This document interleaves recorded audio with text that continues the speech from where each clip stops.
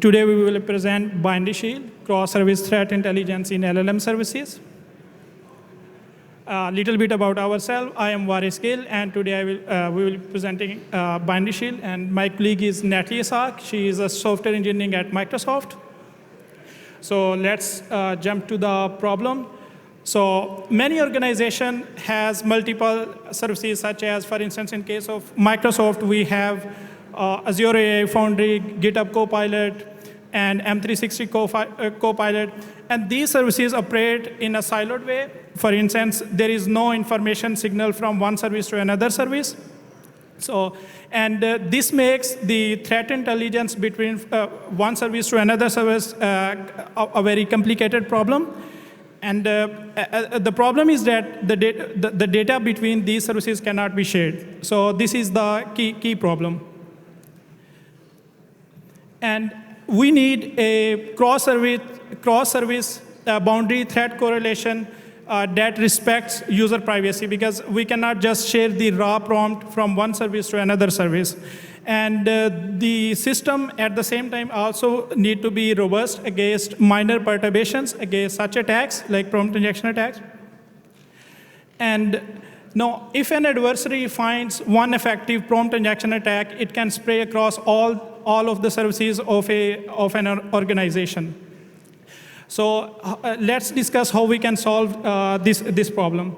So here is the, let's say, the high-level architecture of BinaryShield. So let's say we have an attacker, and attacker is sending the prompt injection to, similar prompt injection to multiple services.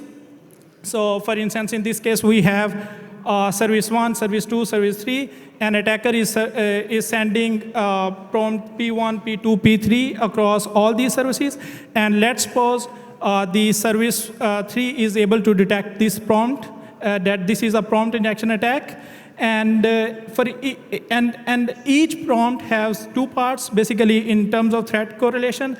One is private, which are the protected logs. For instance, the user privacy, user queries, and the prompts. Those are that part of the user query is private, and the other part is the metadata. For instance, region of the query, what tools are called during execution of this query.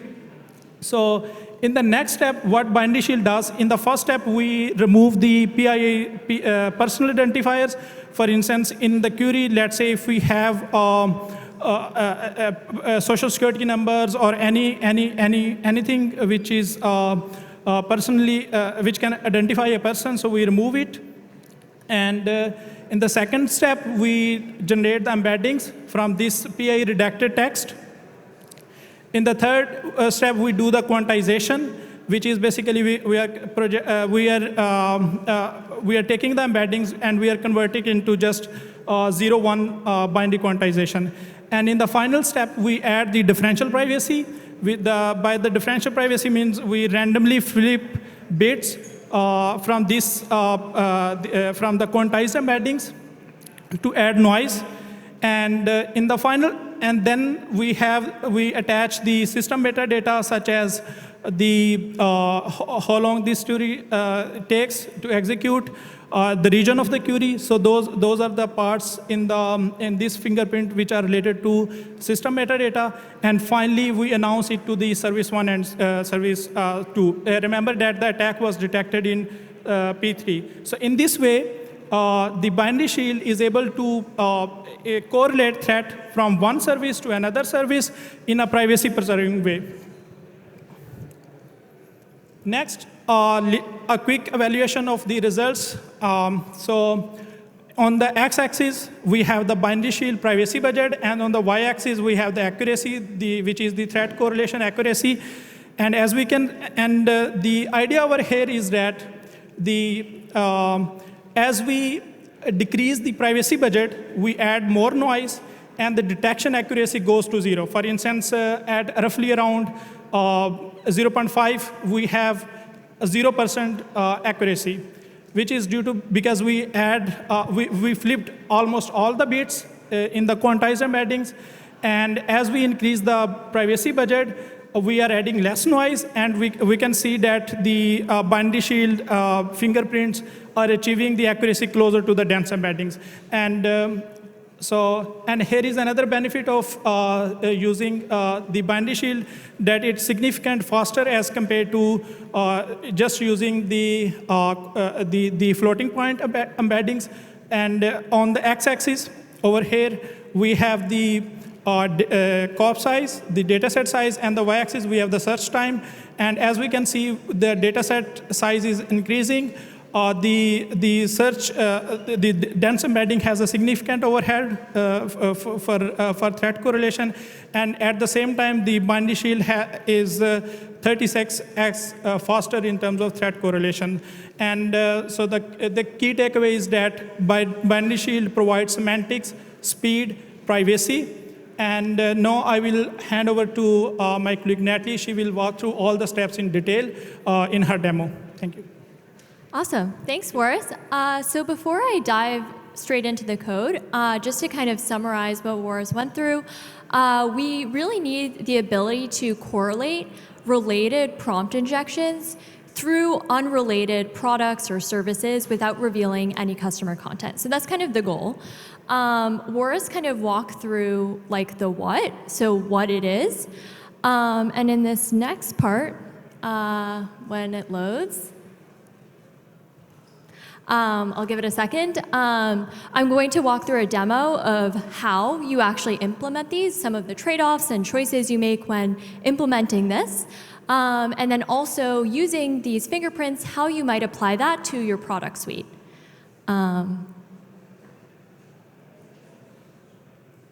One second.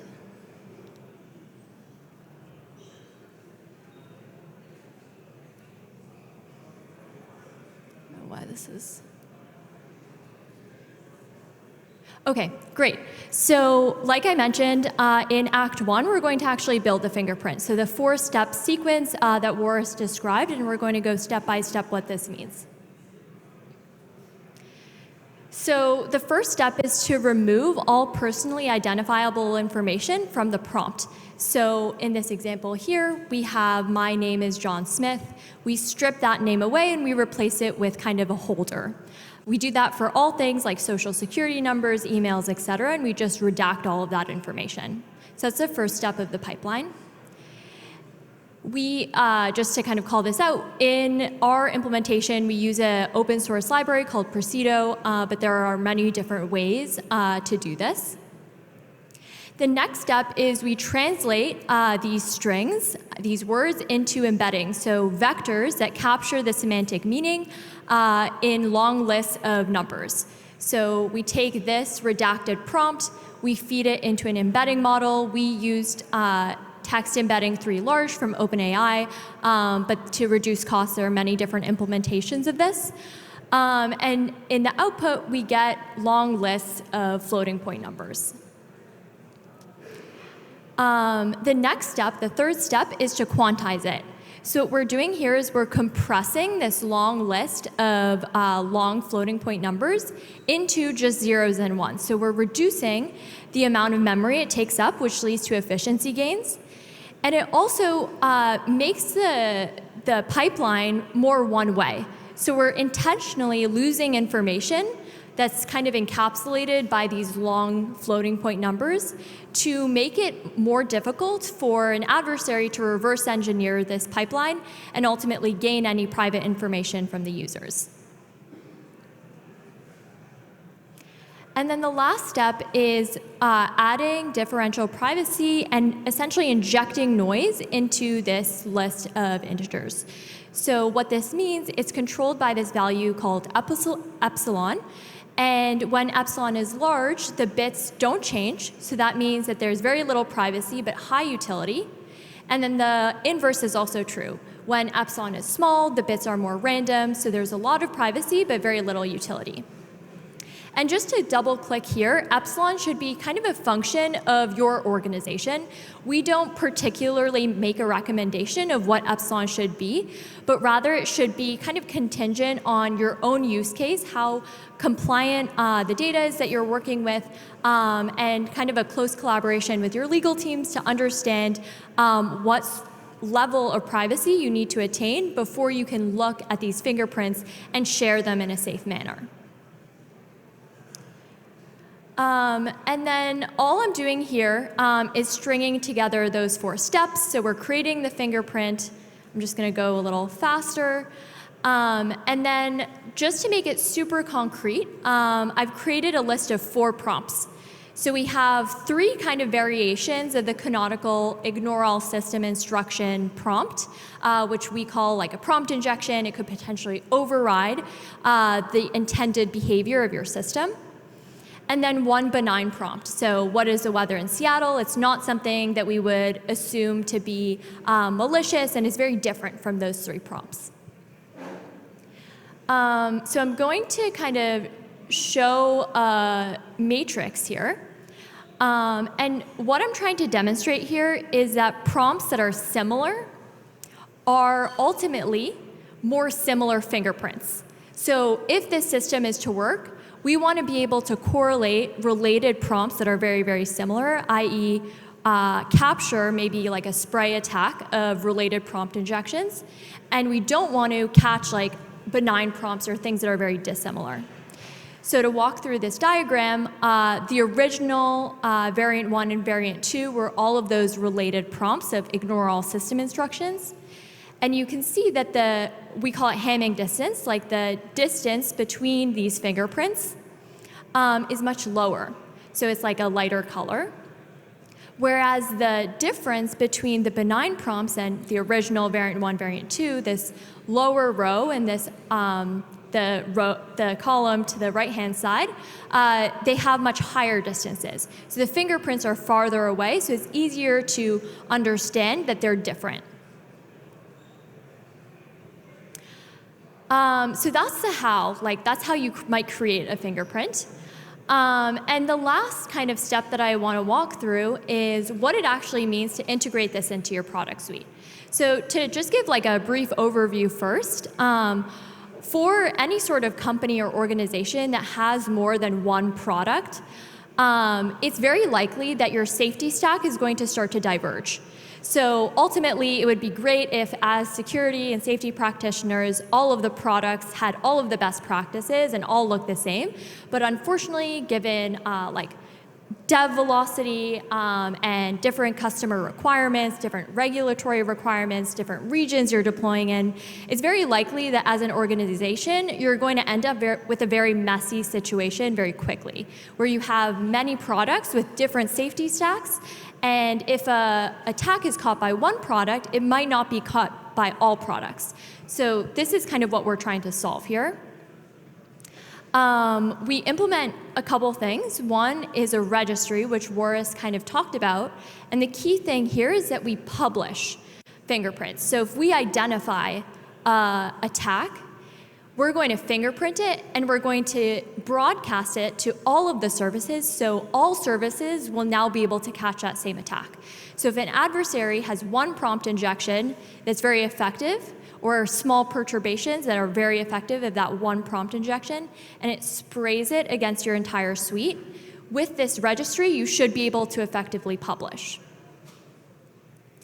And then to kind of demonstrate this point, I've created 3 different services. So here, to demonstrate that idea of like we have different safety stacks, each service alpha, beta, and gamma, they have different block lists. Hopefully in your production systems, you have more sophisticated ways of catching malicious activity.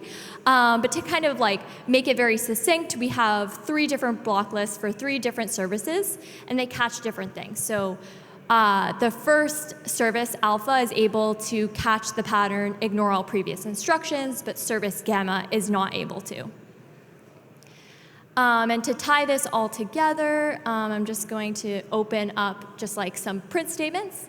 So what I did here is I fed all 4 prompts. Remember those original, the 2 variants, and then the benign through all 3 services. And only in Service Alpha was I actually able to catch that ignore all system instructions. So what's supposed to happen here is then Service Alpha fingerprints that prompt, and it broadcasts to Service Beta and Gamma. And now all services are able to catch that same variant of prompt injections. So the next time that the adversary kind of sprays that attack, now all of the services have that same capability of catching the attack without having to rehaul their entire safety stacks. I think that is time, and that's all I have. We're happy to answer any questions now.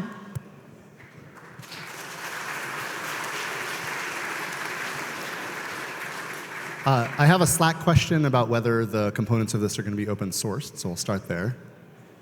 So right now the paper is available. Okay.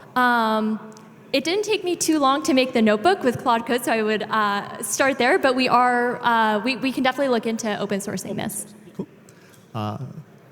Mic on its way. When you are quantizing your embeddings, you are converting them to zeros and ones. It seems you are losing a lot of semantics there. How do you address that? And on your privacy budget side, every time you create a fingerprint, you are consuming some of your privacy budget. How do you refresh that? Great question.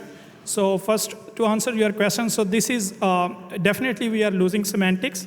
But for instance, if you see that the embeddings are usually like they have a high dimensions, for instance, 768 dimension, or let's say 30s, 84 or something like that for text OpenAI embedding model. So there is a lot of information which is encoded into 0, 1 information. Even still, if we, let's say, convert it into 0 and 1, so there is still a lot of semantic information which is very useful for detecting attacks, and that what we observed in our evaluations. So we have, and to your point, to the privacy budget, that is, we also vary it, and then we see, for instance, the utility. For instance, if we flip so many bits, the utility will go down to 0. So definitely, like, there is a trade-off. If we consume less budget, let's say if we have a lower privacy budget, we will be adding more noise. And this is a trade-off which we have observed. And that's what Natalie mentioned, that we do not specify any particular budget for this threat correlation. And it depends on the organization. They can work with their privacy teams to basically come up with that particular epsilon number for the noise. Great talk. And I have a question. So I feel like right now you're just like catching the prompt one by one, like whack-a-mole. I was wondering if it's possible once you find like a prompt that's like evil, and you can like generate variants using large language models, and then so you can like put them in the registry. So instead of like having to catch them one by one, you can like generate variants and like prevent them ahead of the time. Yeah, I have a couple thoughts there. So the point of the fingerprint being fuzzy also, like remember in the demo I created 2 variants of the same prompt. Yes, you can and should definitely generate your own synthetic data, but ultimately this technique captures like a ring around the original prompts. It would catch small perturbations that you would end up getting from that like whack-a-mole situation, if that makes sense. So we're not catching verbatim prompts one by one. We're capturing the prompt you want to catch and then small perturbations as well. And you can kind of adjust your threshold as needed if you want to kind of catch a wider range. Thanks very much. Awesome.